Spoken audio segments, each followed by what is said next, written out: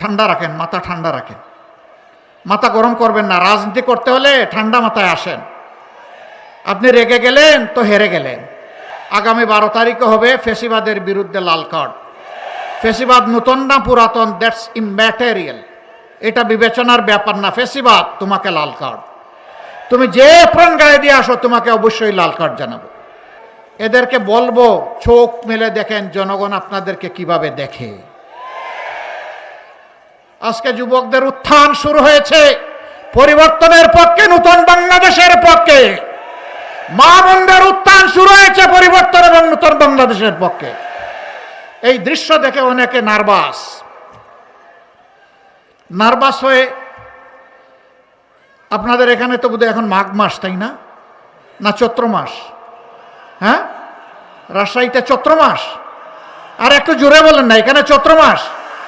তো মাঘ মাসে যে অনেকের মাথা গরম হয়ে গেছে, এরা চৈত্র মাসে কি করবে?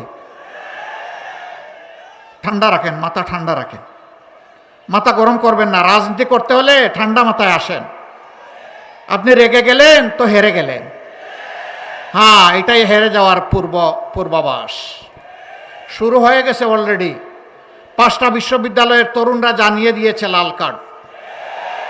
আগামী 12 তারিখে হবে ফেসিবাদের বিরুদ্ধে লাল কার্ড।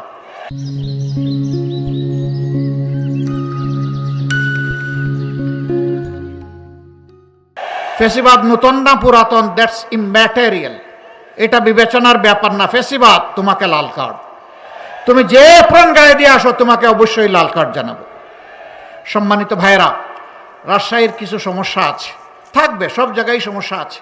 যেহেতু ইনসাফ কায়েম নাই, যেহেতু দেশকে নিয়ে রাজনৈতিক নেতাদের কমিটমেন্ট নাই, ভিশন নাই।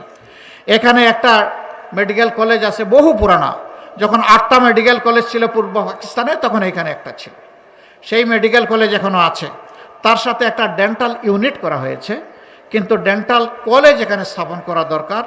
উদ্যোগ নেওয়া হয়েছে, কিন্তু এটা ঘুমিয়ে পড়েছে। আমরা ইনশাল্লাহ আর কয়টা দিন তো সবর করেন। যদি আল্লাহ তাআলা আপনাদের পছন্দের লোকদেরকে এই দেশ সেবার সুযোগ দেন, আল্লাহর মেহেরবানি দাবি করতে হবে না, আমরাই খুঁজে খুঁজে বের করব জাতিকে সেবা দেওয়ার জন্য কোথায় কি দরকার। এবং আপনাদের ঘুমন্ত এই ডেন্টাল কলেজকে ইনশাল্লাহ টান দিয়ে আমরা জাগিয়ে তুলে দেবো ইনশাল্লাহ। সুগার মিল, এটা লোকসানি। কেন লোকসানি হবে? আমার দেশের মাটিতে আখ ফলে, আমার দেশের শ্রমিক এখানে কাজ করে, তাইলে একটা লোকসানি হবে কেন? চুরি চামারির কারণে লোকসান। মৌলানা মতিউর রহমান নিজামী 3.25 বৎসর তিনি শিল্প মন্ত্রণালয়ের দায়িত্ব পালন করেছিলেন।